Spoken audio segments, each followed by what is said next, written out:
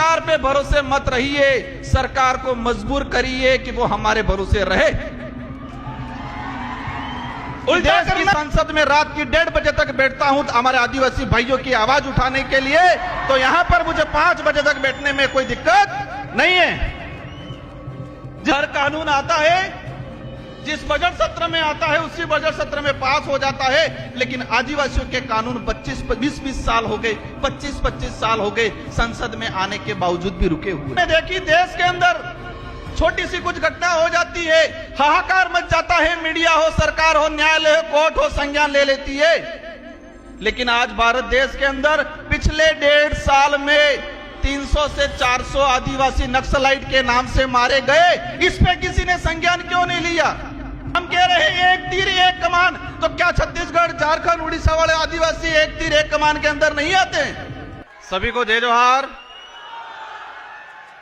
थकान तो नहीं हुई है? पक्का कोई नहीं थका है? बीच में से आवाज आ रही थी कि राजकुमार जी तुम संघर्ष करो, हम तुम्हारे साथ हैं। मैं मेरी बात शुरू करूं, मैं जिस दिन से पैदा हुआ हूं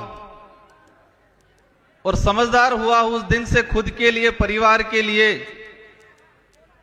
और कॉलेज राजनीतिक में आने के बाद समाज के लिए संघर्ष करता आ रहा हूं। और जब तक ये सांसें रहेगी, ये संघर्ष जारी रहेगा। और आप जैसे साथियों का विश्वास, आप जैसे साथियों का जो हमारे प्रति आशा उम्मीद है, ये उम्मीदें और आशा विश्वास मुझे और मेरे जैसे साथियों को और ताकतवर बनाने का काम करती है। मैं इस कार्यक्रम को सफल बनाने के लिए कई दिनों से इस पांडाल को, इस जगह को व्यवस्थित बनाने वाले और इस पांडाल में बैठने की व्यवस्था करने वाले वॉलंटियर साथी, गाड़ियों की पार्किंग की व्यवस्था करने वाले वॉलंटियर साथी, इस आयोजन को दिल से, सच्ची नीति के साथ सफल बनाने वाले सभी साथियों को धन्यवाद देना चाहूंगा। 33वें आदिवासी सांस्कृतिक महासम्मेलन, इस सम्मेलन में पूरे देश के आदिवासी समुदाय इस हमारे पांडाल में विराजमान है और सुबह से लगा के अनेक सोपानों के अंदर कार्यक्रम सफल हुए। 1-1:30 बजे हम पहुंचे और तब से अनेक वक्ताओं को सुना। आपने भी सुना, मैंने भी सुना। सबने अच्छी अच्छी बातें की, अधिकतर बातों पे तालियां बजी, अधिकतर बातों पे जयकारे लगे। एक बात कॉमन निकल के आई कि हमें संघर्ष करना है। सभी वक्ताओं की तरफ से जो बात आई उसमें एक कॉमन निकल के आई कि हमें संघर्ष करना है। और यह संघर्ष किस लिए करना है? अपने समाज के हक अधिकारों के लिए करना है, जल जंगल जमीन बचाने के लिए करना है। और फिर बात आई कि संघर्ष कैसे करेंगे? तो एकजुट होंगे तो संघर्ष होगा, ये बात आई। फिर नारे लगे, एक तीर एक कमान, आदिवासी एक समान। हम जिस मंच से, जिस जगह से हम बोलते हैं, हम जहां खड़े हैं, हम जहां बैठे हैं, अगर इस शब्द की यही पालना नहीं होती है तो संगठित नहीं हो सकते। और संगठित नहीं हो सकते तो हम संघर्ष नहीं कर सकते हमारे हक अधिकारों के लिए। साथियों, इस देश के अंदर 2011 की जनगणना के हिसाब से 140 करोड़ के आसपास पॉपुलेशन है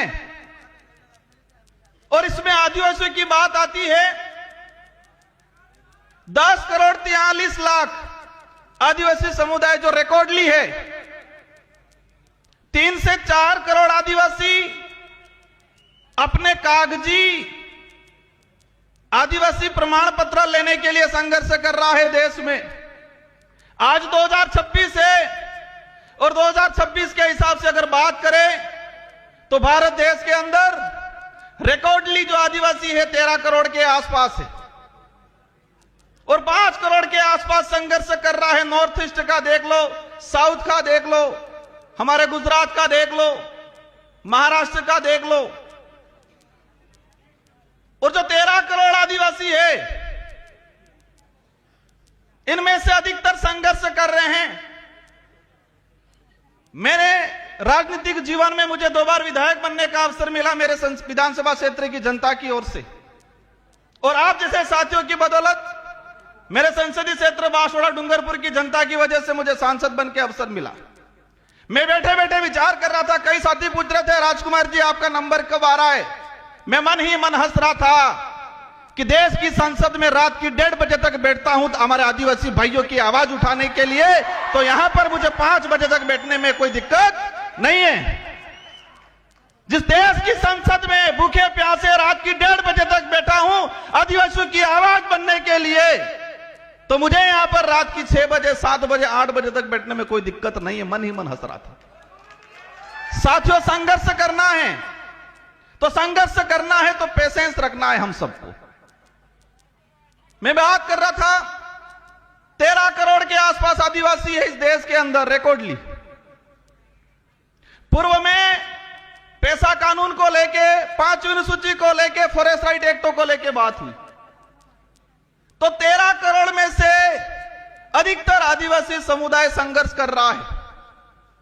कोई आरक्षण के लिए कर रहा है, कोई अपना घर बचाने के लिए कर रहा है, कोई अपनी पहचान को जिंदा रखने के लिए कर रहा है, कोई जल जंगल जमीन के लिए कर रहा है। फॉरेस्ट राइट एक्ट की पूर्व वक्ताओं ने बात की, भारत देश के अंदर 25 लाख वन अधिकार अधिनियम के दावे प्रक्रियाधीन पेंडिंग पड़े हुए हैं। 25 लाख। एक परिवार में 5 सदस्य भी अगर मान लेते हैं तो 1,25,30 लाख के आसपास जनसंख्या हुई।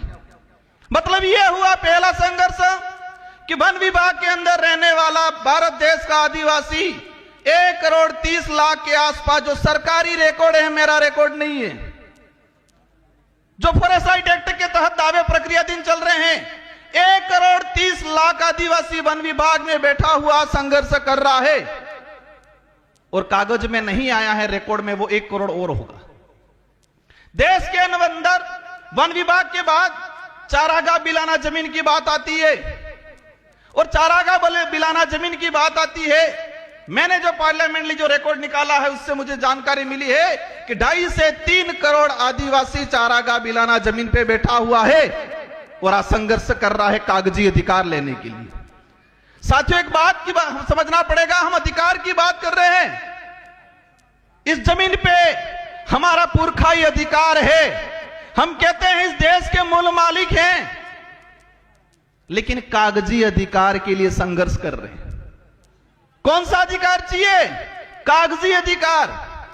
उस जमीन पे आजादी से पहले हमारे बाप दादा बैठे हैं, उन्होंने कुआं खोदा है, मकान बनाया है, लेकिन उसके पास कागज नहीं है। अब यह समझने पड़ेगा कागज कब जाएगा उस परिवार में, उस समाज में। जब एजुकेशन जाएगा, उस स्कूल जाएगी, पढ़ा लिखा होगा तो कागज जाएगा। जिस समाज में एजुकेशन ही नहीं गया, आज पहली पीढ़ी एजुकेशन प्राप्त कर रही है और उनसे कहा जाता है कि अधिकार हो तो कागज दो। ये कागजी अधिकार। हम प्रयास करेंगे, देश के अंदर अनेक शोध संस्थाएं हैं, इसरो है, बड़े बड़े सैटेलाइट लगे हुए हैं, तो उन सैटेलाइटों से पता क्यों नहीं लग रहा है कि आदिवासी कब से बैठा हुआ है उस धरती पे, उससे कागज क्यों मांगा जा रहा है? यह आदिवासियों को गुमराह करने का तरीका है, बिजी रखने का तरीका है। सैटेलाइटों से छोटी छोटी चीजें कवर हो रही है और उस पर भी मैंने जाने का काम किया, लेकिन ये सैटेलाइट और ये सरकार, हमारे पूर्व जनजाति आयोग के अध्यक्ष जी ने कहा कि 2005 से पहला बैठा हुआ हर आदिवासी को पट्टा मिलना चाहिए, लेकिन सरकार क्या कह रही है? सैटेलाइट से देखेंगे, जिसका मकान है उसको देंगे। और हमारा मकान क्या छत वाला रहता है कि झोपड़ी वाला रहता है? ये सैटेलाइट, ये सरकारें झोपड़ी वाला जो मकान है, हमारा केलूपोस मकान है, जो हमारा कुआं है, उसको मकान नहीं मान रही है। जो चार दीवारी बनी हुई है, जिसकी छत लगी हुई है, उसी को वो मकान मान रहे हैं। अगर इस स्थिति में हमारे अध्यक्ष जी अगर कह के जाते हैं क्या हमें मिलेगा पट्टा? आज देश के अंदर जो स्थिति, इसके अलावा क्या बटे? इनसे ज्यादा तो लड़ रहे धर्मों में, पार्टियों में। कोई हिंदू बन गया, कोई ईसाई बन गया, कोई बौद्ध बन गया, कोई जैन बन गया, कोई मुस्लिम बन गया। पूर्व वक्ता ने कहा था कि आपस में ही लड़ रहे हैं, और मेरा जहां तक आकलन है, अगर हम नहीं समझे तो यह लड़ाई और तेज होने वाली है। जिस तरह मणिपुर में हुआ, इसी तरह छत्तीसगढ़ में हो रहा है।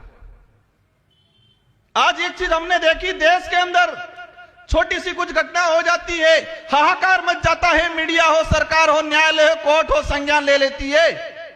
लेकिन आज भारत देश के अंदर पिछले 1.5 साल में 300 से 400 आदिवासी नक्सलाइट के नाम से मारे गए। इस पे किसी ने संज्ञान क्यों नहीं लिया? इस पे यहां पर भी बात नहीं हो रही है। हम कह रहे हैं एक तीर एक कमान, तो क्या छत्तीसगढ़, झारखंड, उड़ीसा वाले आदिवासी एक तीर एक कमान के अंदर नहीं आते हैं?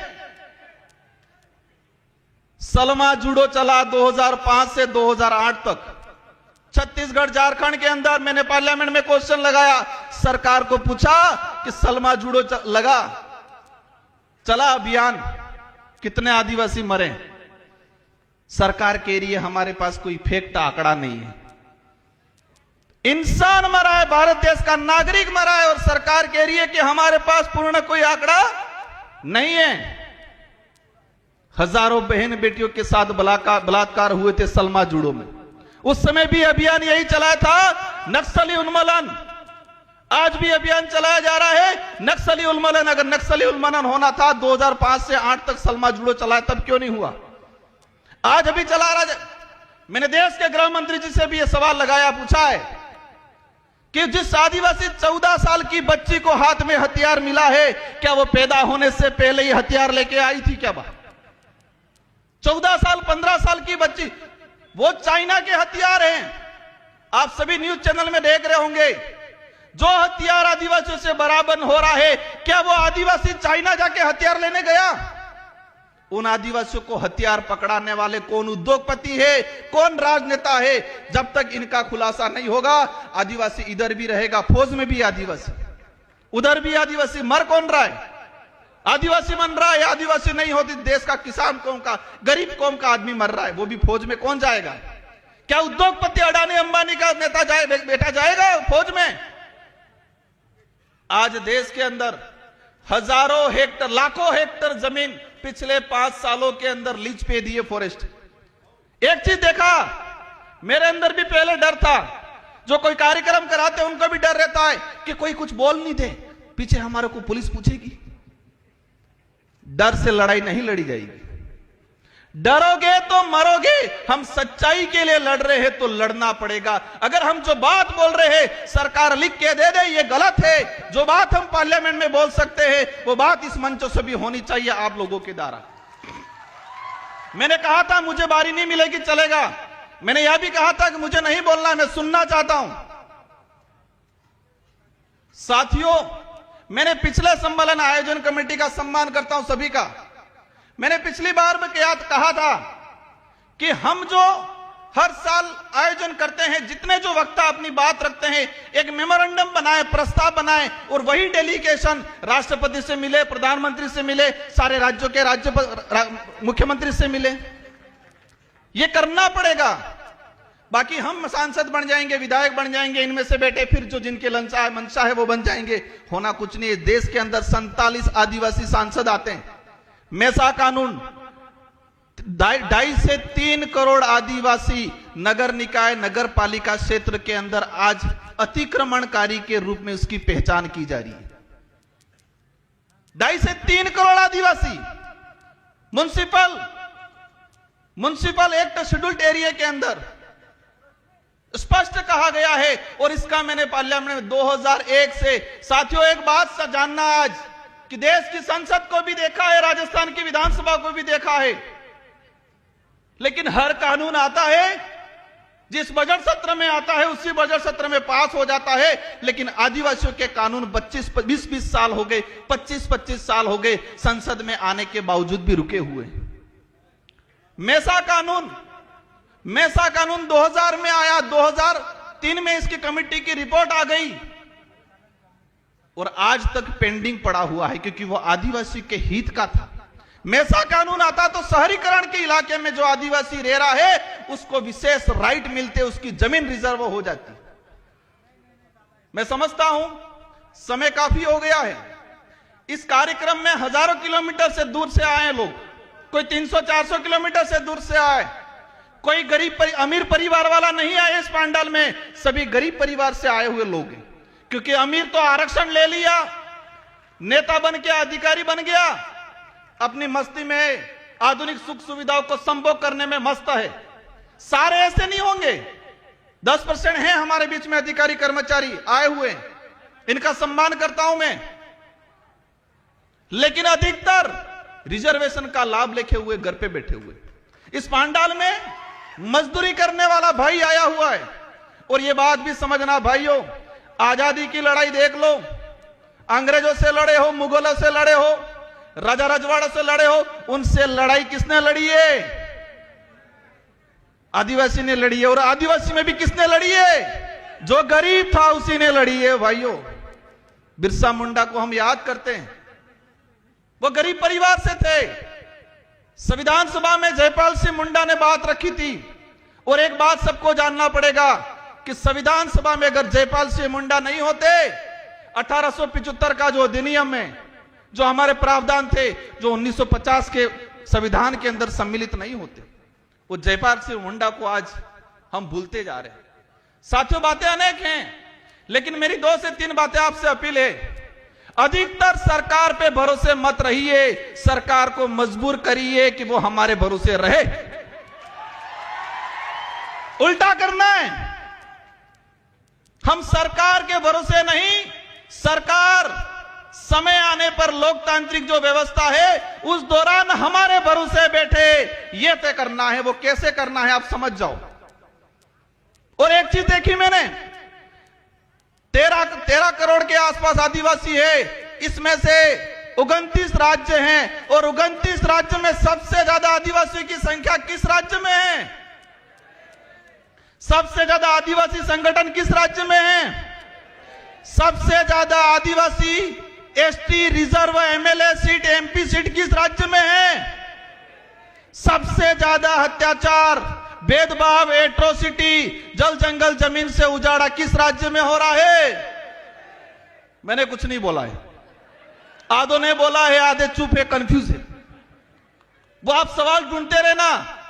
और सबसे ज्यादा आदिवासी संगठन किस राज्य में बने हुए हैं? इस देश में एक ट्रेड चल रहा है अभी, उस ट्रेड को भी समझना है। ट्रेड ये चल रहा है कि कोई सामाजिक घटना होती है, सामाजिक आंदोलन होता है, और वहां थोड़ा पढ़ा लिखा आदमी जाके तेज तर्रार भाषण दे देता है। अब भाषण दे देता है तो सबकी निगाहें उस व्यक्ति की तरफ होती है, तो वो लीडर बनता है। और जो लीडर बनता है तो मनुवादी सोच के बनी हुई पार्टियां उसका शिकार करती है। क्या करती है? शिकार करती है। पहले भावतोल करती है, और भावतोल में नहीं जमता है तो वो शिकार करती है। ये हो रहा है। मैं किस राज्य में, किस देश में, किस समाज में हो रहा नहीं, लेकिन यही ट्रेड चल रहा है कि कहीं सामाजिक एक्टिविटीज हुआ, कहीं एट्रोसिटी हुआ, कहीं जल जंगल जमीन की बात हुई, 50-100-500 लोग इकट्ठे हुए, 1-2 नेता जाएंगे, वह भाषण देंगे जोरदार, उनकी वैल्यू बढ़ेगी, और राष्ट्रीय पार्टियां बनी बनाई लीडर को खरीदने का काम करती है। अगर वो नहीं खरीदा जाएगा तो वो जेल की सलाखों के पीछे होगा। अब आपको तय करना है। ये बड़ी विडंबना है। कहोगे राजकुमार रोज तो कह रहा है ऐसा करना भी है, और फिर कह रहे कि ऐसा नहीं भी करना है। ये कंफ्यूजन है। ये बड़ी विडंबना है कि हमें सही व्यक्ति को, सही विचारधारा को कैसे चॉइस करना, ये आप पे छोड़ के जाना चाह रहा हूं। हमें विवेकशील बनना है, सोचने समझने की शक्ति डेवलप करनी है। यह बात जरूर है कि आदिवासी समुदाय बोला है, लेकिन इस समुदाय को कुछ लोग इस बोलेपन का फायदा उठाते हैं। और अंतिम में एक बात कहना चाहूंगा कि मेरे लिए तब सुनोगे आप, मेरा साथ तब दोगे, मैं सही नीति पे चलूंगा, सही बात के लिए लड़ूंगा, मेरी कथनी और करनी में अंतर आएगा, उस दिन राजकुमार रोध की भी नहीं सुनी जाएगी। देश के अनेक संगठन हैं, आदिवासी एकता परिषद पे पूरे देश के आदिवासियों की निगाहें हैं। इस पंडाल में लाखों लोग हैं, लेकिन करोड़ों लोग यूट्यूब के माध्यम से घर बैठे हुए आदिवासी एकता परिषद के कार्यक्रम को आज देख रहे हैं। वो हमारा अध्ययन कर रहे हैं। मेरा अनुरोध है, इस छवि को बरकरार रखना, यह कारवां बढ़ना चाहिए। हमें स्वच्छ सही नीति से इस संगठन को चलाना है। मैं एक आदिवासी समुदाय का एक मामूली आदमी होने के नाते मेरा हमेशा सहयोग रहेगा। विचारधारा उद्देश्य कुछ हो सकते हैं अलग, लेकिन आदिवासी समुदाय के हक अधिकार, उनको एकजुट करने की बात आएगी, राजकुमार रोध खड़ा रहेगा। लेकिन मेरा हाथ जोड़ के अनुरोध है कि कथनी और करनी में अंतर मत आने देना, नीति सही रखना।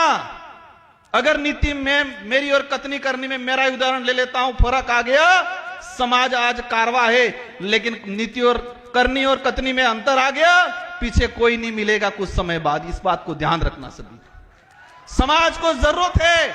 समाज हर बार ठगा गया है, हर व्यक्ति से ठगा गया है, हर संगठन से ठगा गया है। हम प्रयास करते हैं, हम सबको मिलकर प्रयास करना है, क्योंकि एक बार कोई लीडर बनता है और वो कोई गड़बड़ कर देता है, समाज ठगा हुआ महसूस करता है।